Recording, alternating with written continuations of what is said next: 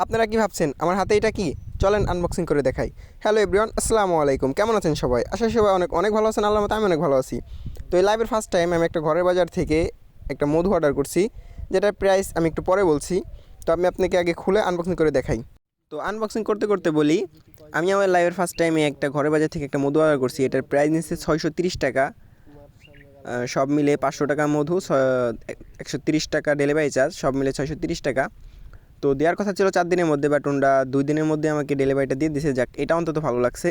তো পরবর্তী সময় আমি আবার অর্ডার করব। আপাতত এটা খেয়ে পরে দেখি কেমন, দেন যদি ভালো লাগে তারপরে আমি সুন্দরবনের মধুটা অর্ডার করব, ইচ্ছা আছে। দেখা যাক কী হয়। তো আমি আগে খুলে একটু খেয়ে দেখি মধুর টেস্টটা কেমন। হিরানটা খুব ভালো, তাই আমি ভাবতেছি মুটকিতে নেই।